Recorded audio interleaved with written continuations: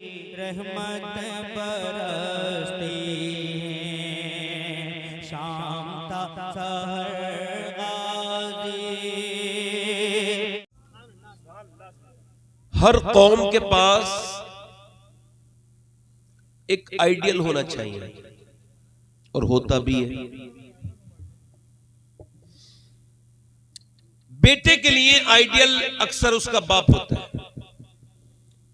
और बेटा अगर इस बात को ना भी माने ना, फिर भी ये फितरी बात है कि बाप जैसा करेगा बेटा भी वैसे ही करेगा। बाप अगर गालियां बकता है तो बेटा भी गालियां बकता है। बाप अगर बाप पे गुस्सा करता है, बेटा भी गुस्सा करता है। बाप अपनी बीवी को मारता है तो ये भी अपनी बीवी को मारता है। मगर एक कौम पर एक आइडियल होना चाहिए कि जिसकी तरह पूरी कौम अपने आप को उसी की तरह चलाए।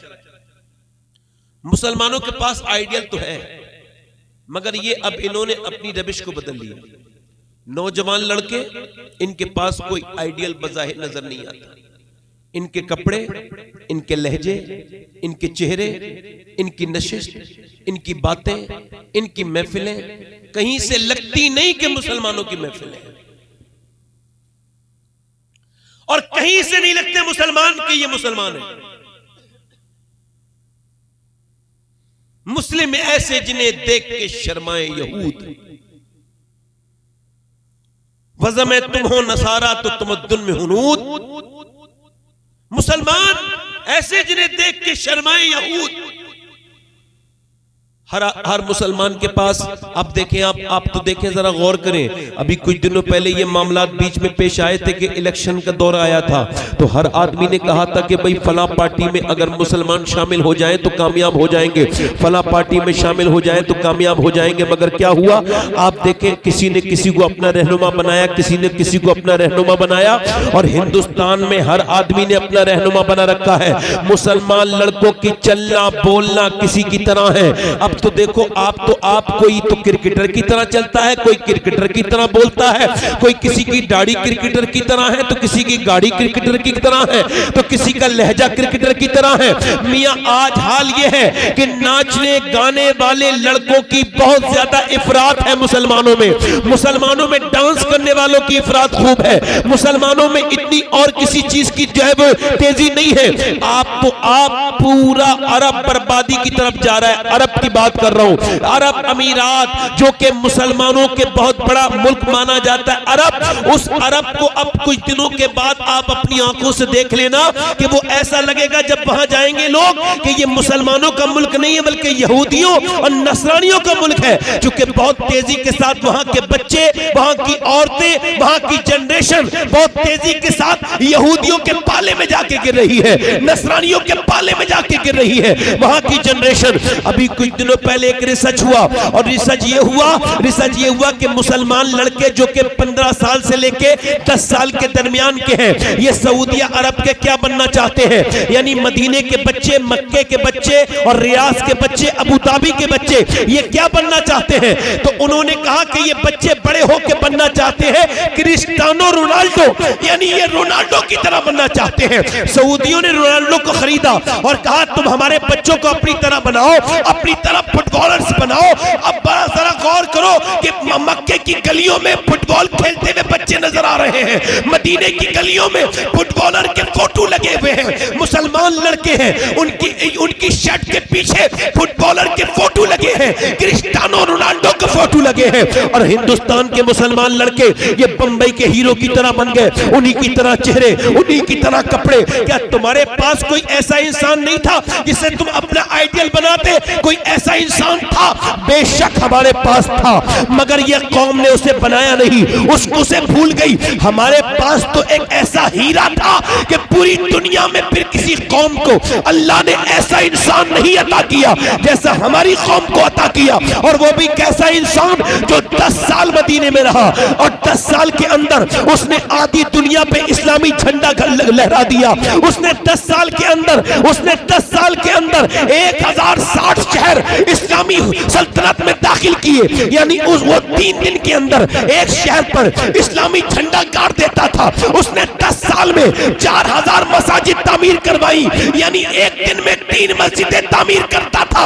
उसने एक करवट ली तो उस वक्त की सुपर ताकत कैसर को बर्बाद कर दिया, जब दूसरी करवट ली तो किसरा को बर्बाद कर दिया। वो कौन मर्द कलंदर था जिसके बारे में 2009 में व्हाइट हाउस में खड़े होकर बराक हुसैन ओबामा ने कहा था कि दुनिया में अगर 1 साल उम्र की उम्र और हो जाती तो पूरी दुनिया में सिवाय इस्लाम के कुछ नहीं होता।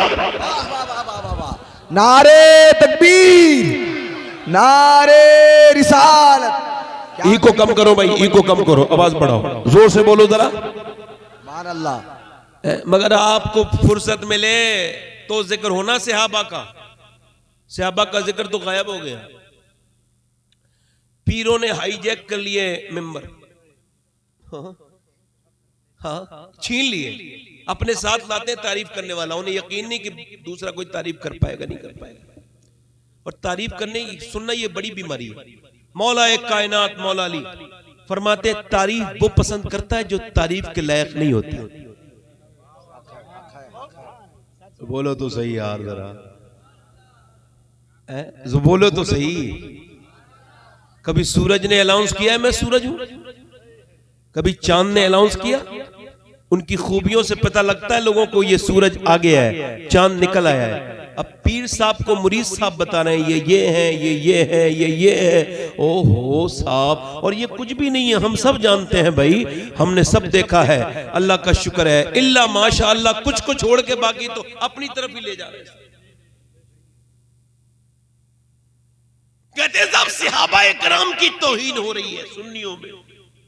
मतलब सहाबा पे बात कितनी होती है हमारे यहाँ, किसी को अच्छी कब लगेगी?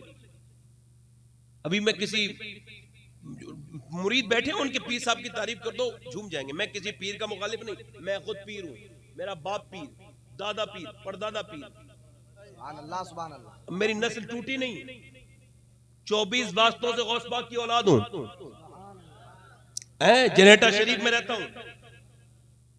मैं ये नहीं कह रहा मैं किसी पीर, मगर मैं ये मानता हूं कि सहाबाए किराम का जितना हक मिंबर पर है और अहले बैत का इतना किसी का हक नहीं है। जिंदाबाद जिंदाबाद, सच है, हक है। आज देखते नहीं आप, फला जगह मुसलमानों को पकड़ के मार दिया, फला जगह मार दिया। अब मुसलमान भी क्या खेलता है? सोशल मीडिया खेलता है। उसको कोई काम तो है नहीं, सोशल मीडिया खेलेगा और कहेगा फला को मार दिया बड़ा अफसोस है, फला को मार दिया बड़ा अफसोस है। अरे बुज़दिलों की मौत ऐसे ही होती है, परेशान होने की बात नहीं है। जो कौम जिंदा हो जाए उसे कौन मारेगा? मुसलमान आज तो अपनी जान बचाता फिर रहा है, मगर एक दौर वो था कि मुसलमान जब अपने घर से निकलता था तो कहता था दुनिया की सारी कौमें जान बचाने के लिए लड़ती है, मगर मुसलमान जान फिदा करने के लिए लड़ता है। जिंदाबाद जिंदाबाद, वाह वाह वाह वाह वाह। बोलो तो सही। फला हुकूमत आ गई, फला गवर्नमेंट आ गई, बड़ी जालिम हुकूमत है। क्या कर दिया उसने? बड़ी जालिम है साहब। अच्छा, एक साहब बोले हिंदुस्तान के हालात बड़े खराब हैं। मैंने कहा आपने खराब किए? बोले नहीं तो। मैं कहा आप ठीक कर सकते हैं? बोले नहीं। मैं कहा जो कर सकते हैं वो करें ना भाई, ना आपने खराब किए। चौराहे पे बैठ के बात हो रही है, फला हाकिम बड़ा जालिम है, फला हाकिम बड़ा जालिम है। मैं कहता हूं तू भी तो कुछ कम जालिम नहीं। 5 वक्त की अजान हो गई, तू घर से नहीं निकला, बता तू क्या कम जालिम?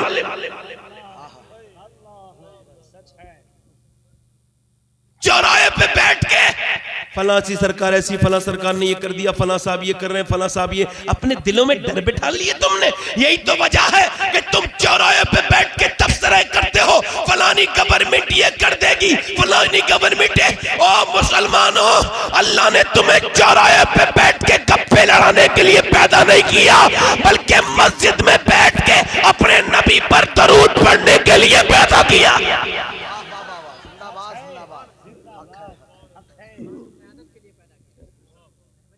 ये सब चीजें आपने पैदा कर दी।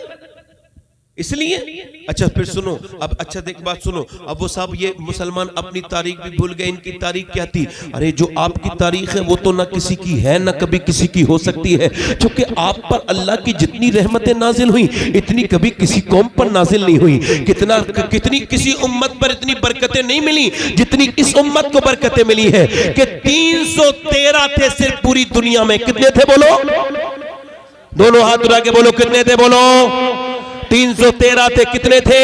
313 थे। और 313 मुसलमान थे सिर्फ मदीने में, और मदीने में उनके पास वसाइल भी नहीं थे, यानी बहुत ज्यादा ताकत भी उनके पास बज़ाहिर नहीं थी। और 1000 का लश्कर उन्हें मिटाने के लिए मक्के से चला था, और इतना ओवर कॉन्फिडेंस में था उस लश्कर का सिपह सालार अबू जहल जालिम बदबख्त कहता था कि रस्सी में बांध के नबी को लेकर के आऊंगा।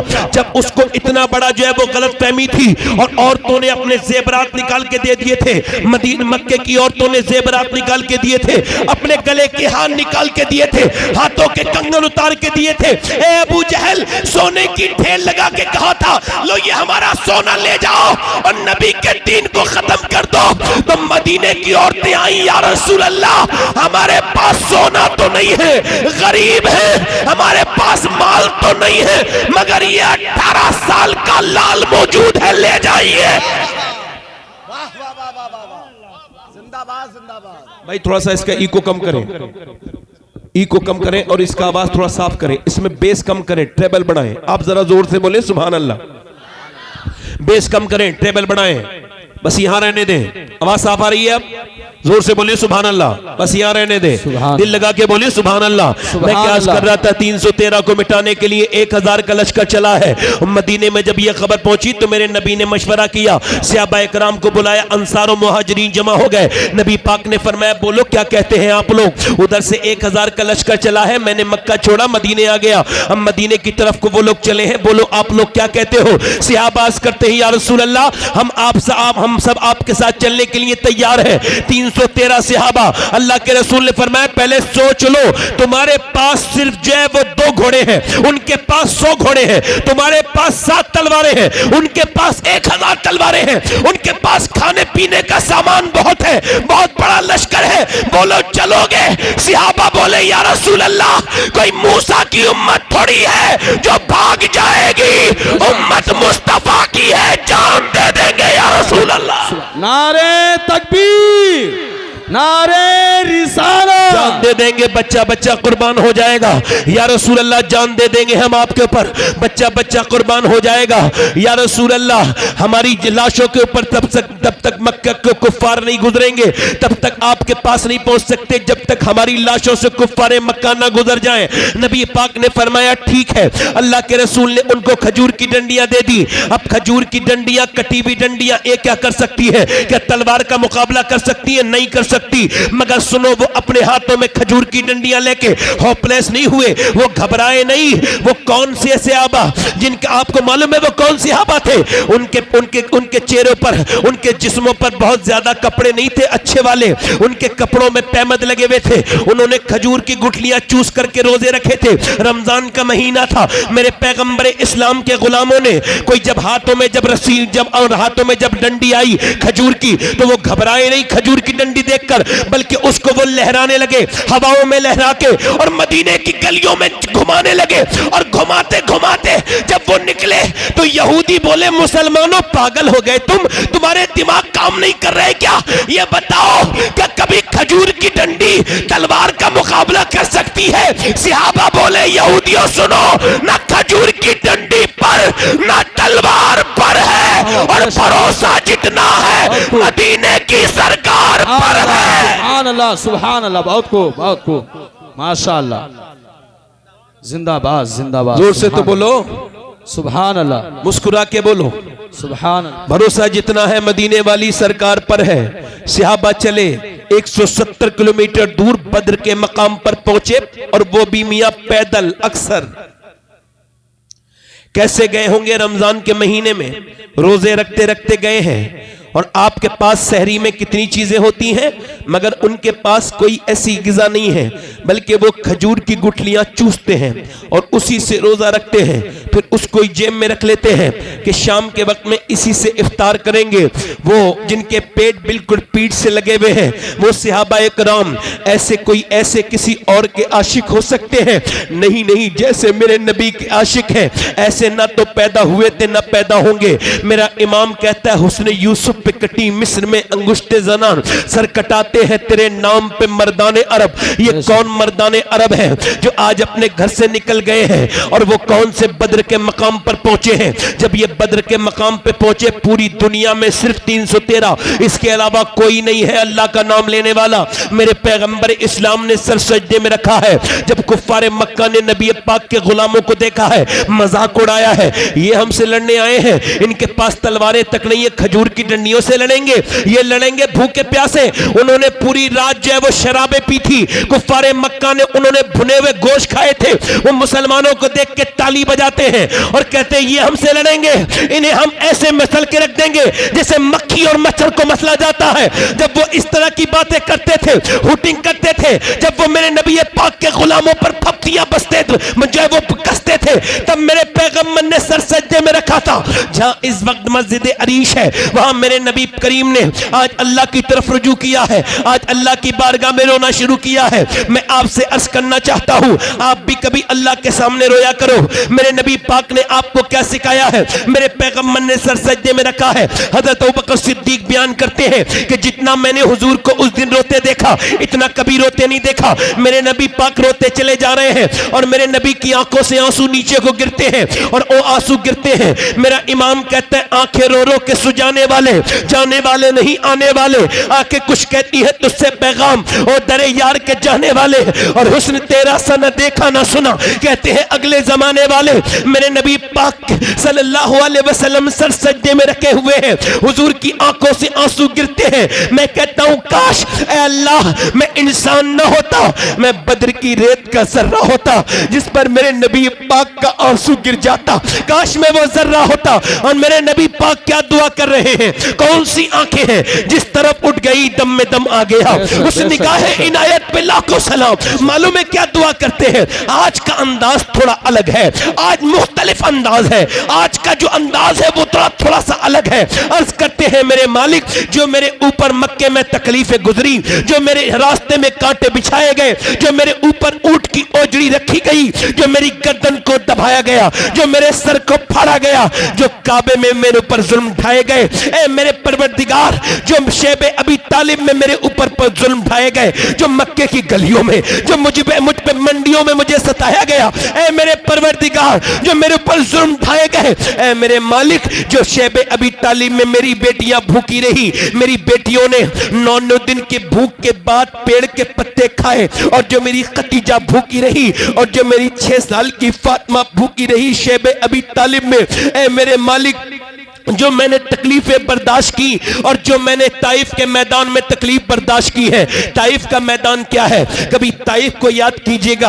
हमें तो हमारे बुजुर्गों ने बचपन में ताइफ के बारे में बताया था कि 187 किलोमीटर दूर ताइफ के मकाम पे मेरे नबी गए हैं। जब गए हैं तो हुजूर ने तबलीग की है, तौहीद की दावत दी है हुजूर की तरफ। उसके बदले में पत्थर आए हैं, और 1-2 पत्थर नहीं, मेरे नबी की तरफ पत्थर मारने वाले वो बदतमीज लड़के हैं। ज़ैद बिन हारिसा आगे खड़े हुए तो पीछे से मारे, फिर पीछे जाके खड़े हुए तो आगे से मारे, यहां तक कि ज़ैद बिन हारिसा तो नीचे गिर गए, मगर मेरे नबी के पत्थर लगने लगे।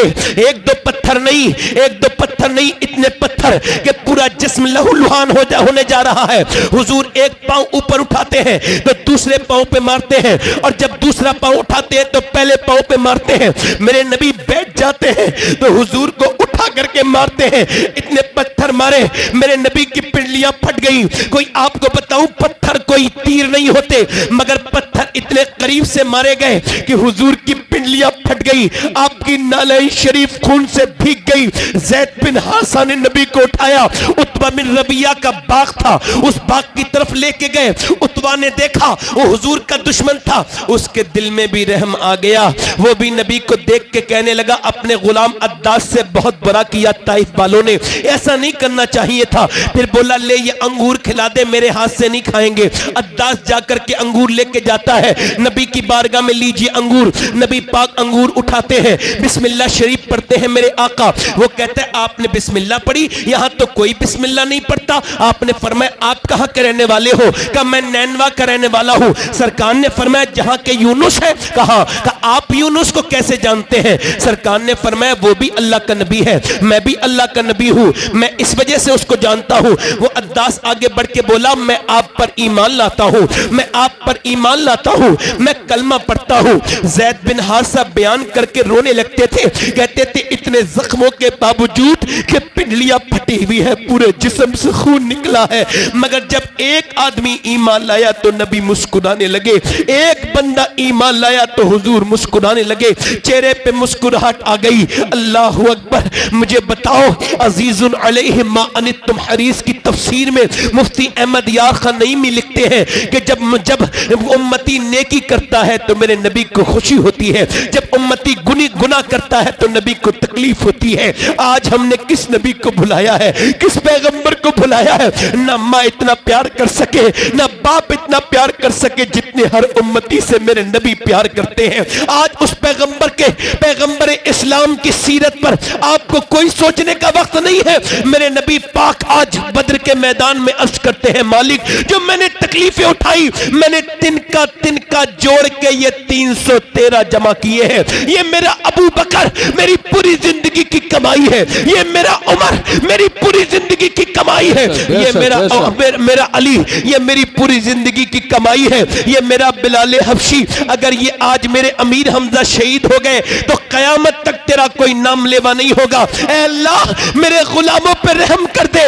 देख तो इन्होंने कुछ खाया तक नहीं है, इनके पेट पे तो इनके पेट इनकी पीठ की तरफ लगे हुए हैं, इन्होंने तो खजूर की गुठलियां चूस के रोजे रखे हैं। देख तो मेरे गुलामों को, मेरे रब मेरे गुलामों पे करम कर दे। मेरे नबी जब रोए, मेरा इमाम कहता है, इजाबत का सेहरा, इनायत का जोड़ा, दुल्हन बन के निकली दुआए मोहम्मद। अचानक एक मैदान में हवा चली, एक हिस्से में रेत उड़ी। अर्ज की मौला अली ने, हुजूर ये कैसी रेत है? फरमाया, ये रेत उड़ नहीं रही है, बल्कि फरिश्ते उतरे हैं। 500 फरिश्तों को लेके जिब्राइल हाजिर खिदमत है, जिब्राइल जमीन पे उतरा है। उसके बाद फरमाया, उधर देखो, वो मेरा मीकाईल उतरा है 500 फरिश्ते लेके। चलो मुसलमानों, अल्लाह की मदद आ गई। मुसलमानों ने खजूर की गुडंडियां उठाई।